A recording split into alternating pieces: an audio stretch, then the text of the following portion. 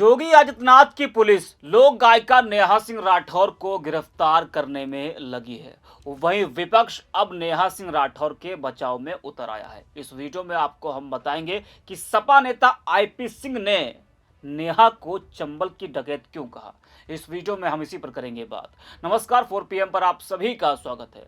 दोस्तों, आज के समय में सरकार से सवाल पूछना आसान नहीं रह गया है, खासकर तब जब आप कोई मशहूर चेहरा हो, फिर चाहे आप विपक्षी नेता हो, कलाकार हो, पत्रकार हो या सामाजिक कार्यकर्ता। जिस देश में लोकतंत्र की नींव ही सवाल और जवाब पर बनी हो, वहीं अब सवाल उठाने वालों को कई तरह के दबाव, धमकियां, ऑफर और कानूनी कार्रवाई का सामना करना पड़ रहा है।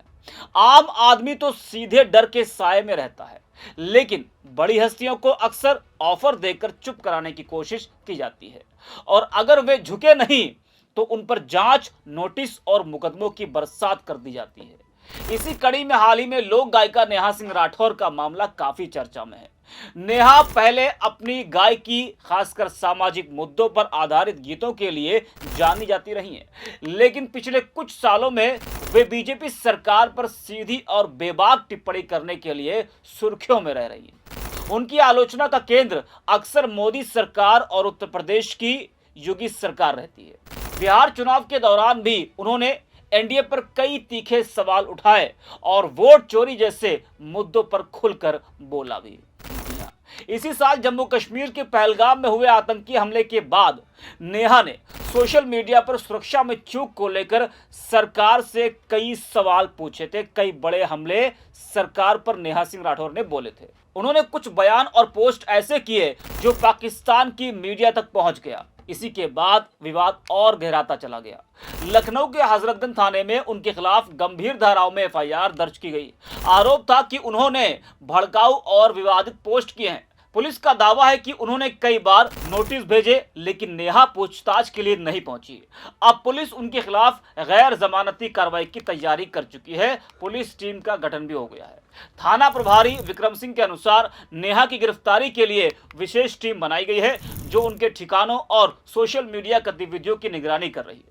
पुलिस ने कोर्ट में भी अपनी रिपोर्ट प्रस्तुत कर दी है। यानी मामला अब सिर्फ सोशल मीडिया विवाद नहीं, बल्कि गंभीर कानूनी रूप ले चुका है। नेहा की गिरफ्तारी की खबर मिलते ही विपक्ष ने इस मुद्दे को जोर शोर से उठाना शुरू कर दिया है। समाजवादी पार्टी के नेता आईपी सिंह ने एक तीखा पोस्ट किया। एक्स पर वो लिखते हैं कि लोक गायिका नेहा सिंह राठौर 1980 के दशक की चंबल की नामी डकैत है, जिन्हें लखनऊ यूपी की बहादुर पुलिस गिरफ्तार करने के लिए छापे पर छापे मार रही है। पत्रकार हो, राजनेता हो, लोक गायक हो, फिल्मी कलाकार हो, सरकार से सवाल नहीं पूछ सकते। अदालतें भी पुलिस सरकार की भांति अपराधी समझने लगी है। बिहार की नवविवाहिता नेहा सिंह, जिसकी ससुराल अंबेडकर नगर निकट अयोध्या है, वह बीजेपी सरकार के सामने झुकी नहीं। उसे गिरफ्तार करके उसे जेल में डालकर उसका कैरियर तबाह करने की घिनौनी साजिश है, जिसका हम सब विरोध दर्ज कराते हैं। सत्यमेव जयते। जी हाँ, तो नेहा सिंह राठौर के बचाव में अब धीरे धीरे पूरा विपक्ष आ रहा है। सवाल उठता है कि क्या सच बोलना अब अपराध है? नेहा का मुद्दा सिर्फ एक व्यक्ति का मामला नहीं है, बल्कि यह देश की राजनीति और लोकतांत्रिक माहौल से जुड़ा एक बड़ा सवाल है। विपक्ष पूछ रहा है कि क्या सरकार से सवाल पूछना अब अपराध बन गया है? क्या आलोचना करने पर देशद्रोह, भड़काऊ पोस्ट और अन्य गंभीर आरोप दर्ज कर दिए जाएंगे? क्या कलाकारों, पत्रकारों और नेताओं को सिर्फ इसलिए डराया जाएगा क्योंकि वे सत्ता से असहमत हैं? गिरफ्तारी को लेकर सामने आई खबर के बाद नेहा सिंह राठौर ने एक्स पर 2 पोस्ट किए हैं, जिसमें एक में वो अपने पति के कंधे पर बैठी हैं। कैप्शन में लिखा है कि सभी विरुद्ध है माधव, सब हारेंगे पार्थ। ये पोस्ट वायरल हो रहा है और यूजर्स अपनी प्रतिक्रियाएं दे रहे हैं। वहीं एक और पोस्ट किया है जिसमें नेहा सिंह राठौर ट्रैक्टर पर बैठी हैं। लिखा है कि मेरे देश की धरती सोना उगले, उगले हीरे मोती, जिस पर कई लोगों ने अपनी प्रतिक्रियाएं दी हैं। इरफान नाम के यूजर लिखते हैं कि गोबर भक्तों को तो आज नींद नहीं आएगी नेहा जी आपकी ये फोटो देखकर। आज रात भर बाबा साहब के संविधान को कोसेंगे, भर भर के गालियां देंगे।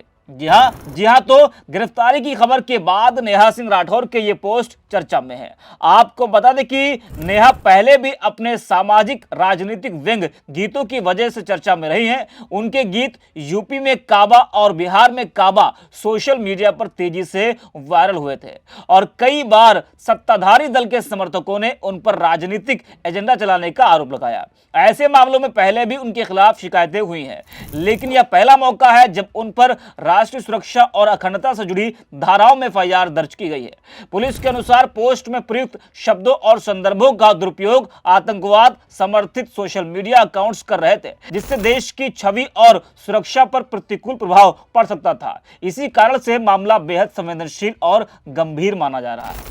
लोकतंत्र में सरकार जनता के सवालों का जवाब देने के लिए होती है, न कि विरोधी आवाजों को चुप कर देने के लिए। अगर हर सवाल करने वाले पर एफआईआर दर्ज होगी तो लोकतंत्र केवल नाम भर रह जाएगा। कलाकार समाज का आईना होते हैं, उनकी आवाज लाखों लोगों तक पहुंचती है और यही वजह है कि सत्ता को अक्सर ऐसी आवाजें चुभती हैं। लेकिन किसी को चुप कराने के लिए कानूनी हथियारों का इस्तेमाल लोकतंत्र की असली भावना के खिलाफ है। अगर सरकार को किसी बात से आपत्ति है तो उसका जवाब संवाद से, तथ्यों से और पारदर्शिता से दिया जा सकता है, न कि गिरफ्तारी और डराने की कोशिश से। नेहा सिंह राठौर का मामला हमें यह सोचने पर मजबूर करता है कि देश में अभिव्यक्ति की आजादी किस दिशा में जा रही है।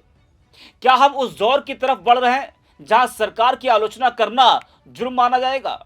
लोकतंत्र तभी मजबूत होगा जब लोग सवाल पूछेंगे और सत्ता उसका जवाब देगी, ना कि जब सवाल पूछने वालों को अपराधी बना दिया जाएगा।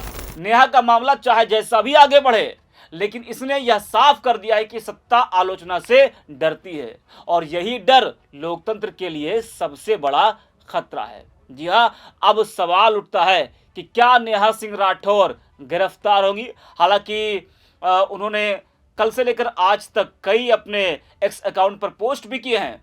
जी हाँ दोस्तों, और ये उस बीच उनका पोस्ट आया हुआ है जब नेहा की गिरफ्तारी की खबर चल रही है कि नेहा सिंह राठौर को पुलिस गिरफ्तार कर सकती है, लेकिन विपक्ष भी अब उनके बचाव में उतर आया है। तो देखना होगा कि क्या नेहा सिंह राठौर की गिरफ्तारी होती है या फिर उनको एक बड़ी राहत मिलती है। इस वीडियो में इतना ही। अब देखते रहिए 4PM।